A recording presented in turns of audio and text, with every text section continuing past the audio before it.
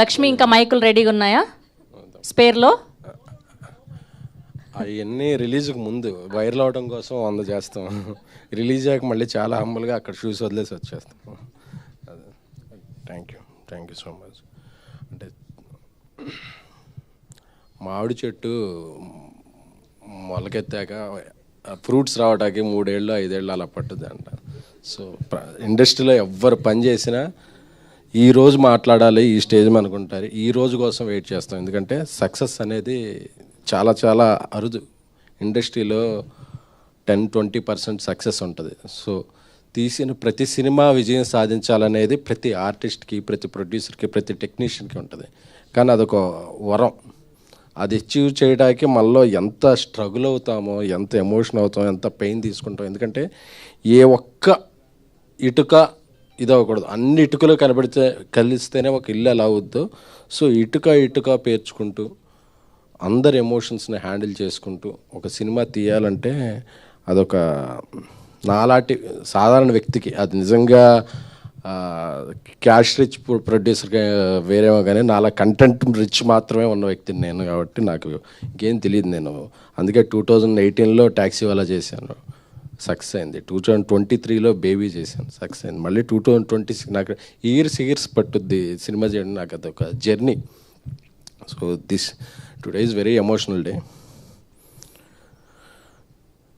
ఈ జర్నీ మొదలైంది సాయి రాజేష్ గారితో. ఎందుకంటే బేబీ రిలీజ్ ముందే మేమిద్దరం కలిపి మాదొక లవ్ అండ్ హేట్ రిలేషన్షిప్. ఎప్పుడు ఆయన ఒక భిన్న ధృవాలం. మేము, ఆయన ఒకవైపు ఉంటారు, నేను ఒక ఉంటారు. నాలో ఆయనకి చాలా నచ్చు, ఆయనలో నాకు కొన్ని నచ్చు. బట్ మా ఇద్దరికి ఉండేది మాత్రం సినిమా అంటే మాత్రం ఒకటైపోతాం. పిచ్చి మాకు సినిమా అంటే. ఆ సినిమా కోసం ఎంత డబ్బు అవని, ఎంత స్ట్రెస్ అవని, ఎంత ఏదో అని, జీవితంలో ఏది పణం పెట్టాలనుకున్నా ఈ సినిమా మనం ఒక మంచి సినిమా తీస్తామంటే అది నేను ఇల్లు అమ్మేసుకుంటానా, ఏమైనా తెలియదు. అసలు ప్రాణానికి పెట్టైనా సరే అంటారు. మా ఇద్దరికి సినిమా అంటే మాత్రం అంత పిచ్చి. ఆ పిచ్చి మా ఇద్దరిని కలిపి ఉంచుద్ది.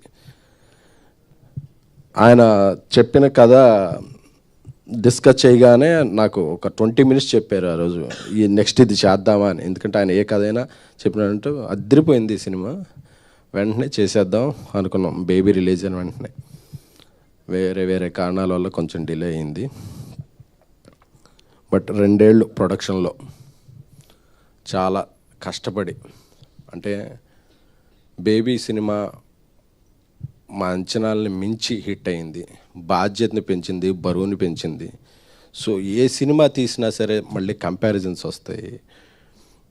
అలాగే అలా ఉందంటారు, ఇలా ఉందంటారు. ఇంకా క్లీన్గా, ఇంకా యూనివర్సల్ అప్పీల్తో ఉండే సినిమా చేయాలంటే రాజేష్ రాసే కథలు ఉంటే చాలా డెప్త్ ఉన్న కథలు. ఎందుకంటే నాకు ఇప్పట్లో ఈ జనరేషన్లో నేను ఎవరితో సమకాలికలతో ఎవరితో పోల్చాలో తెలియదు. కానీ ఇంతవరకు మనం చూసిన బలమైన కథలు ఉండే కొన్ని భారతి రాజా గారు, బాలచంద్ర గారు రాసే కథలు ఉమెన్కి, హీరోకి, అందరికీ చాలా ఎమోషన్స్కి పెద్దపీట వేస్తూ. అందుకే ఆయన రాసిన కలర్ ఫోటో అయితే ఏంటి, బేబీ ఏంటి, ఇదేంటి, ఈ సినిమాలో చాలామంది హ్యాట్రిక్లు ఉన్నాయి.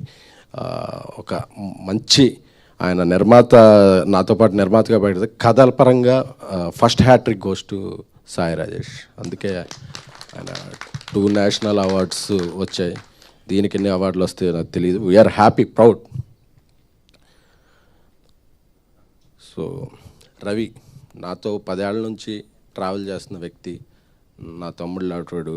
తమ్ముడే ఒక రంగా నా సినిమాలు. ఎందుకంటే నా సినిమా గురించి నేను ఏ సినిమా తీసినా నాకన్నా ఎక్కువ వరే అవుతుంటాడు. అన్న బాగుండాలి, అన్నకి సినిమా డబ్బులు వస్తాయా రావా అని చెప్పి. తను ఆ సినిమాలో రైటింగ్ హెల్ప్ కావాలంటే రైటింగ్, డైరెక్షన్ డిపార్ట్మెంట్, ఒక్కోసారి మేనేజర్గా కూడా తను వెళ్ళిపోతాడు. అంటే ఎక్కడెక్కడన్నా డబ్బులు మిగులుతాయి అన్న అంత వ్యక్తి.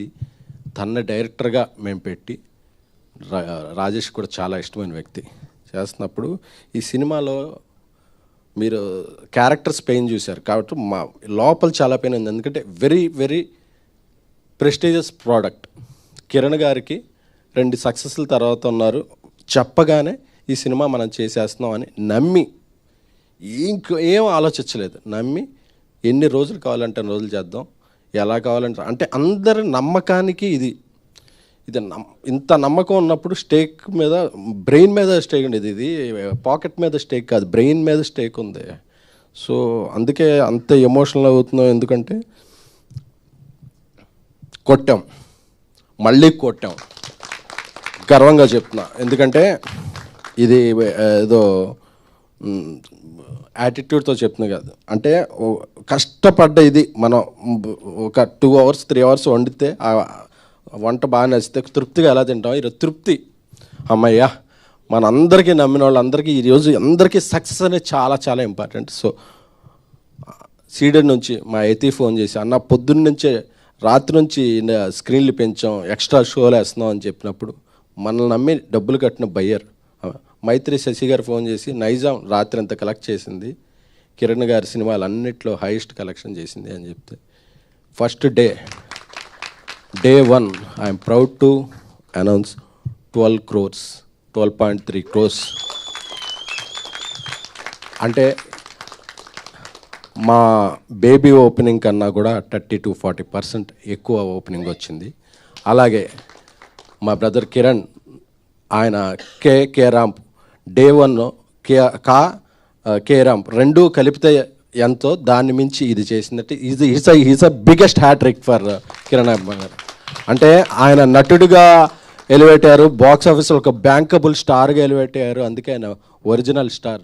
This is your original bigger success in your career. అంటే నాకు, ఎందుకంటే నేను హీరోలను అభిమానించే వ్యక్తిని, అది ఏ హీరో అయినా సరే. నేను ట్యాక్సీ వాలా చేసిన రోజు అది day 1 break even. Very happy. Vijay Deverakonda గారితో, ఆనంద్ దేవరకొండ గారితో బేబీ చేసినప్పుడు ఆయన కెరీర్లో బిగ్గెస్ట్, కిరణ్ గారితో ఇప్పుడు చేస్తున్నప్పుడు ఈయన కెరీర్లో బిగ్గెస్ట్ క్రాసర్గా నిలబోతుంది సినిమా.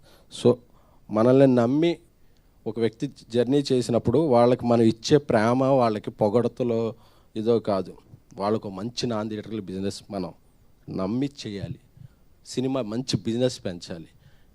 వాళ్ళకి మనం చూపించే ప్రేమ అక్కడ ఉంటుంది. నాకు ఈ ప్రేమని, నా ప్రేమను మీ పట్ల ఎలా చూపించాలనుకున్నాను. ఎందుకంటే చాలామందిని చూసి అభిమానిస్తాం, ఆయనతో వర్క్ చేశాక ఆయన అభిమానిగా మారాను. ఎందుకంటే నాకు నాకు స్ట్రెస్ అయ్యేవాడి అన్నప్పుడు. ఎప్పుడు నైట్ కాల్ వచ్చేది, అన్న ఇది మనం కొడుతున్నాం, అస్సలు మీరు అంత మాత్రం కూడా.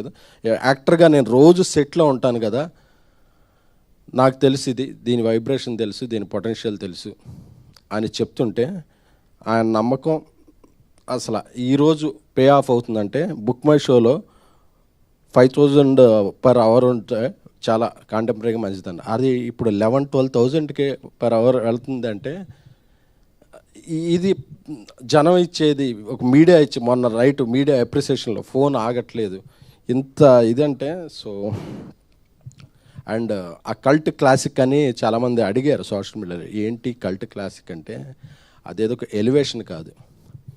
ఒక అమ్మాయి ప్రేమిస్తే ఆ అమ్మాయి ప్రేమ ఎంత బలమైనది అనే వర్డ్కి అమ్మాయి ప్రేమ తాలూకు బలవత్వాన్ని చూస్తే కల్ట్.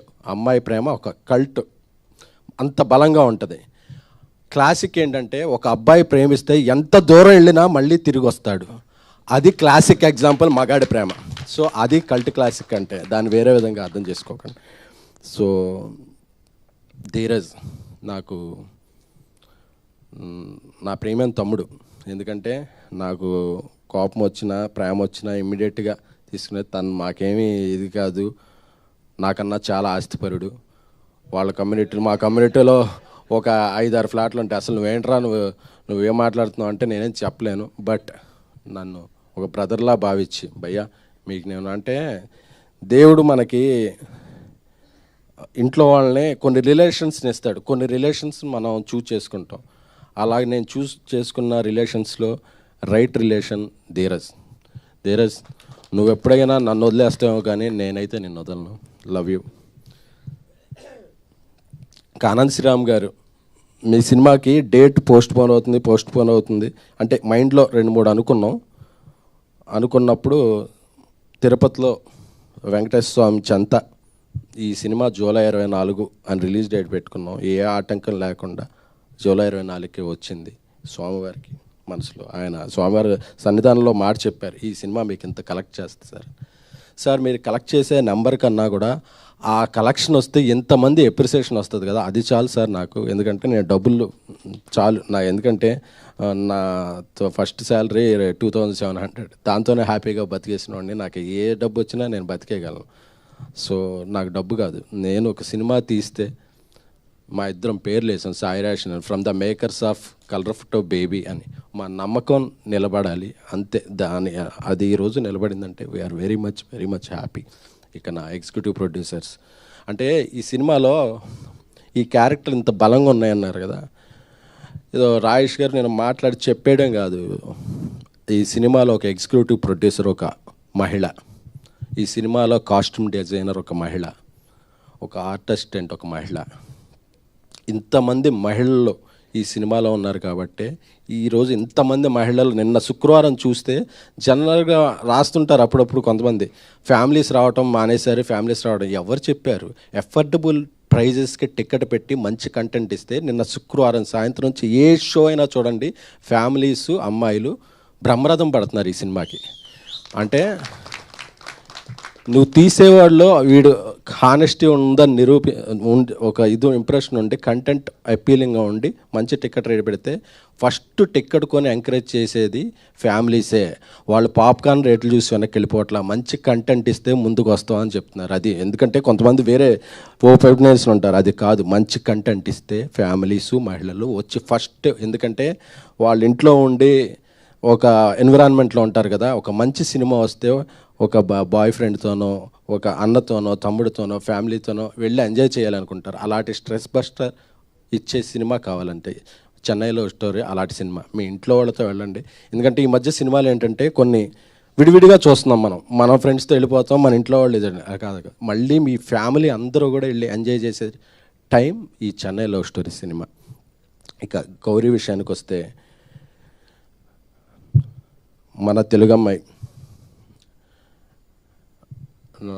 మా ఇద్దరు పరిచయంలో ఇంతకుముందు తన సినిమా డిస్ట్రిబ్యూషన్ చేశాను. అది చేసినప్పుడు చాలా మంచి కథలు చేయాలనిపిస్తుంది, నాకు మంచి కథలు చేయాలనిపిస్తే.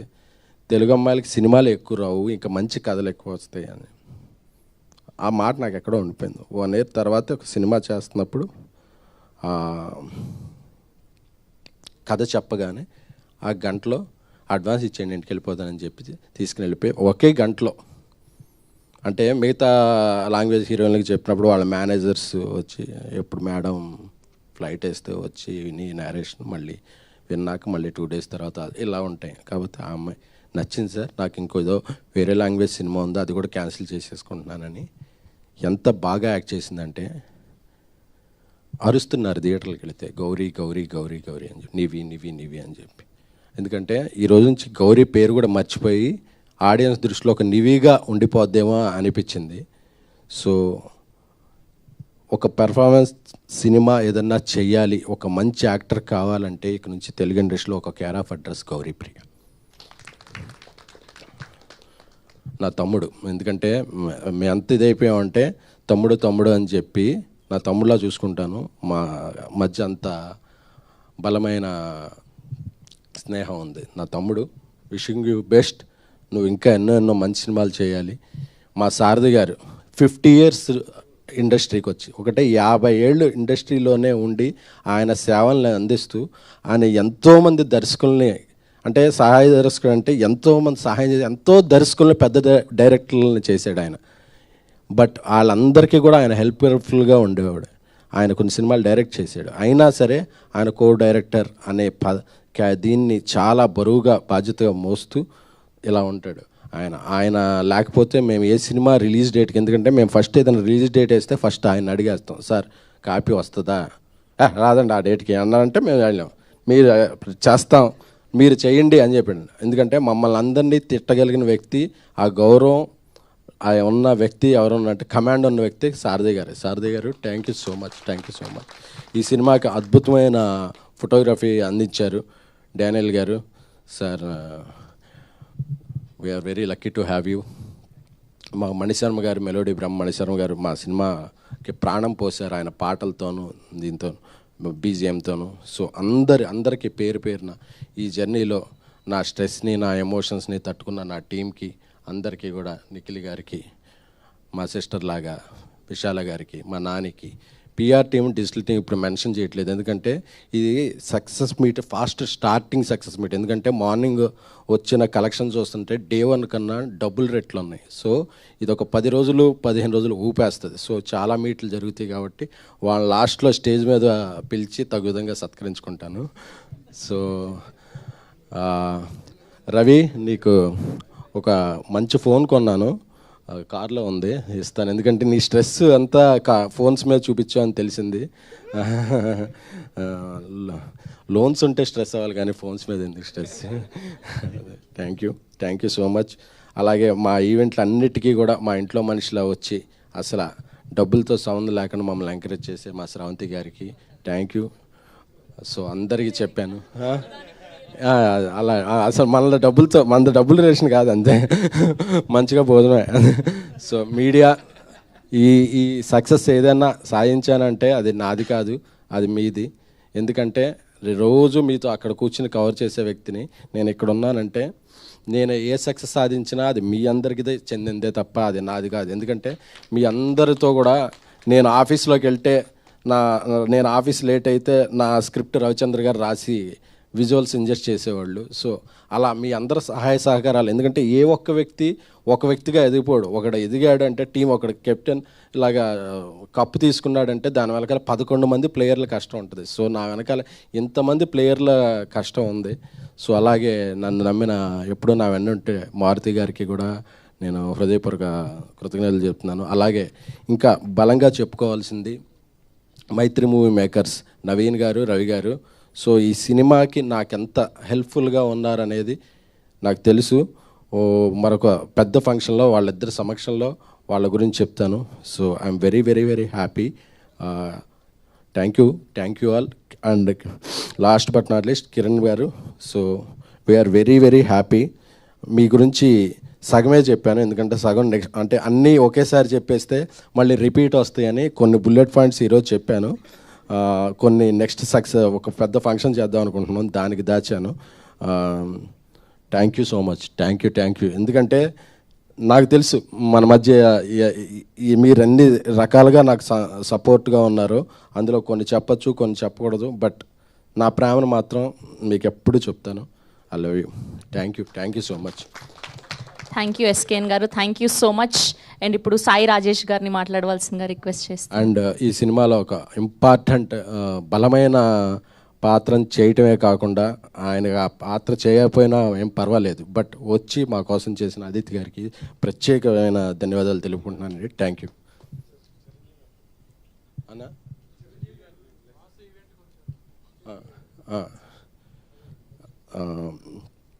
అలాగే ఈ సినిమాకి మా ముందు రోజు అనతి కాలంలో కొద్ది గ్యాప్ ఉన్నా సరే మేము వెళ్ళి అడగగానే నేను సాయిరేష్ వచ్చి మాకు బ్లెస్సింగ్స్ ఇచ్చిన మా మెగాస్టార్ చిరంజీవి గారికి ఎప్పుడూ కూడా రుణపడి ఉంటాను. Thank you so much. Thank you SKN గారు, thank you so much. Yes.